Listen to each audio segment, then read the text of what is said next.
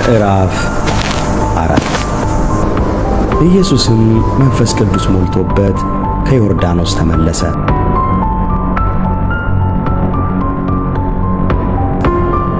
በመንፈስም ወደ ምድረ በዳ ተመርቶ 40 ቀን ከዲያብሎስ ተፈተነ። በእነዚያም ቀኖች ምንም አልበላም። ከተጨረሱም በኋላ ተራበ።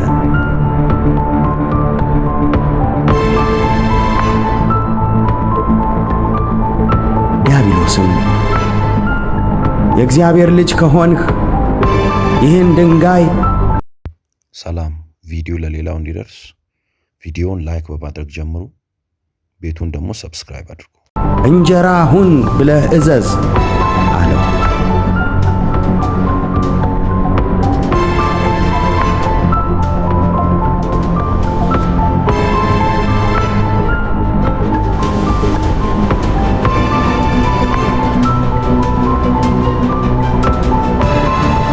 ኢየሱስም ሰው በእግዚአብሔር ቃል ሁሉ እንጂ በእንጀራ ብቻ አይኖርም ተብሎ ተጽፏል ብሎ መለሰለት። ዲያብሎስም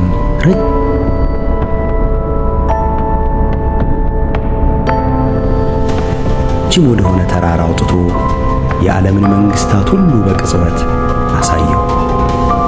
ዲያብሎስም ይህ ሥልጣን ሁሉ ክብራቸውም ለእኔ ተሰጥቷል፣ ለምወደው ለማንም እሰጠዋለሁና ላንተ እሰጥሃለሁ። ስለዚህ አንተ በእኔ ፊት ብትሰግድ ሁሉ ላንተ ይሆናል አለው። ኢየሱስም መልሶ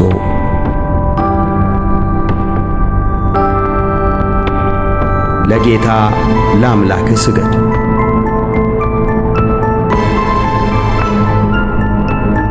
እርሱንም ብቻ አምልክ፣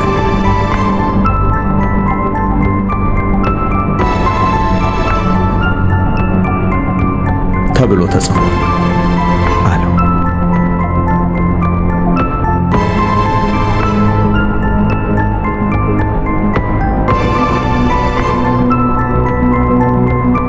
ወደ ኢየሩሳሌም ደግሞ ወሰደው።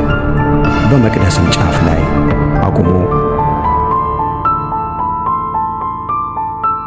ይጠብቁ ዘንድ መላእክቱን ስላንተ ያዝልሃል፣ እግርህንም በድንጋይ ከቶ እንዳትሰናከል በእጃቸው ያነሱሃል ተብሎ ተጽፏልና የእግዚአብሔር ልጅስ ከሆንህ ከዚህ ወደ ታች ራስህን ወርውር አለው።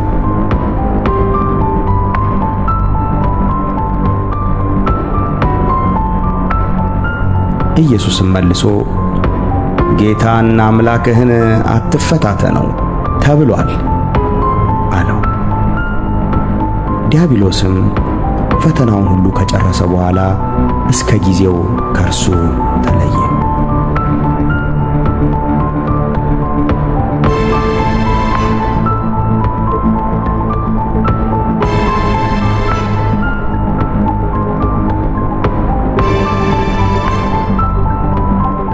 ኢየሱስም በመንፈስ ኃይል ወደ ገሊላ ተመለሰ። ስለ እርሱም በዙሪያው ባለችው አገር ሁሉ ዝና ወጣ። እርሱም በምኵራባቸው ያስተምር፣ ሁሉም ያመሰግኑት ነበር። ወዳደገበቱም ወደ ናዝሬት መጣ።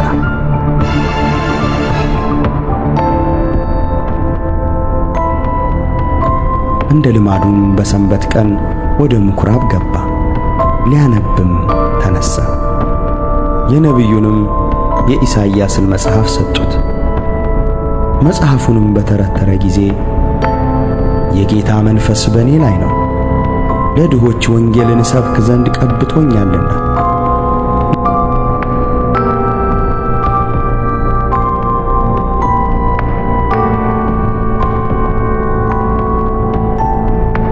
ለታሰሩትም መፈታትን፣ ለዕውሮችም ማየትን እሰብክ ዘንድ፣ የተጠቁትንም ነፃ አወጣ ዘንድ፣ የተወደደችውንም የጌታን ዓመት እሰብክ ዘንድ ልኮኛል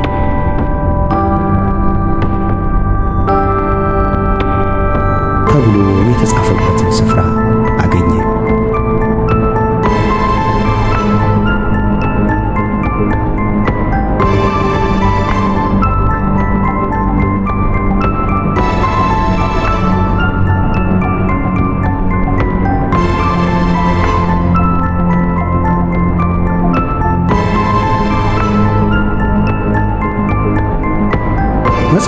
ጠቅልሎ ለአገልጋዩ ሰጠውና ተቀመጠ። በምኵራብም የነበሩት ሁሉ ትኩር ብለው ይመለከቱት ነበር። እርሱም ዛሬ ይህ መጽሐፍ በጆሮአችሁ ተፈጸመ ይላቸው ጀመር። ሁሉም ይመሰክሩለት ነበር። ካፉም ከሚወጣው ከጸጋው ቃል የተነሳ እየተደነቁ ይህ የዮሴፍ ልጅ አይደለምን? ይሉ ነበር። እርሱም ያለ ጥርጥር ይህም ምሳሌ ባለመድኃኒት ሆይ ራስህን ፈውስ፣ በቅፍርናሆም እንዳደረግኸው የሰማነውን ሁሉ በዚህ በገዛ አገርህ ደግሞ አድርግ ትሉኛላችሁ አላቸው።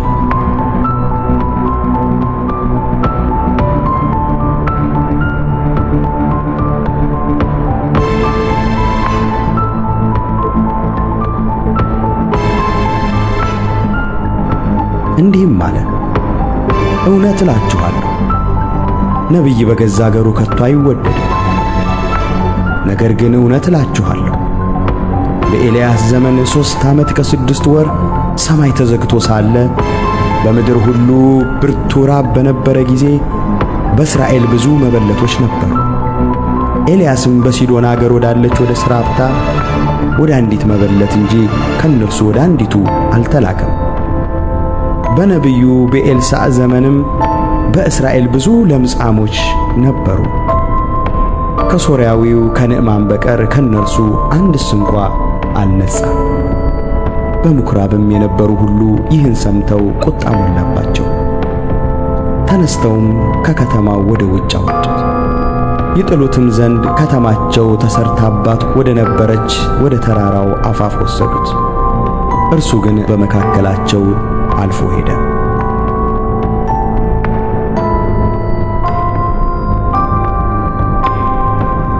ወደ ገሊላም ከተማ ወደ ቅፍርናሆም ወረደ። በሰንበትም ያስተምራቸው ነበር። ቃሉም በሥልጣን ነበረና በትምህርቱ ተገረሙ። በምኵራብም የርኩስ ጋኔን መንፈስ ያደረበት ሰው ነበረ። በታላቅ ድምፅም ጮኾ ተው፣ የናዝሬቱ ኢየሱስ ሆይ ካንተ ጋር ምን አለን? ልታጠፋን መጣህን? ማን እንደሆንክ አውቄሃለሁ። አንተ የእግዚአብሔር ቅዱሱ አለ። ኢየሱስም ዝም በል ከእርሱም ውጣ ብሎ ገሠጸ። ጋኔኑም በመካከላቸው ጥሎት ሳይጎዳው ከእርሱ ወጣ። ሁሉንም መደነቅ ያዛቸው። እርስ በርሳቸውም ይህ ቃል ምንድን ነው? በሥልጣንና በኃይል ርኩሳን መናፍስትን ያዛልና ይወጡማል ብለው ተነጋገሩ። ዝናም በዙሪያው ባለች አገር ወደ ስፍራው ሁሉ ስለ እርሱ ወጣ።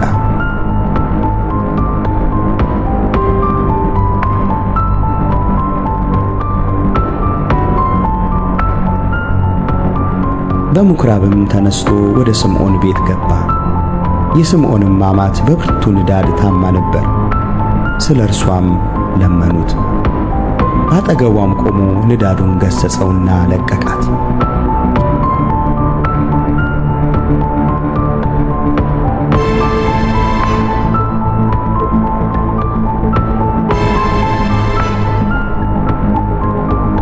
ያን ጊዜውኑ ተነስታ አገለገለቻቸው። ፀሐይም በገባ ጊዜ በልዩ ልዩ ደዌ የተያዙ በሽተኞቹን ሁሉ ወደ እርሱ አመጧቸው። እርሱም በእያንዳንዳቸው ላይ እጁን ጭኖ ፈወሳቸው። አጋንንትም ደግሞ አንተ ክርስቶስ የእግዚአብሔር ልጅ ነህ እያሉ እየጮኹ ከብዙዎቹ ይወጡ ነበር። ገሠጻቸው። ክርስቶስም እንደሆነ አውቀውት ነበርና እንዲናገሩ አልፈቀደላቸውም። በጸባም ጊዜ ወጥቶ ወደ ምድረ በዳ ሄደ። ሕዝቡም ይፈልጉት ነበር።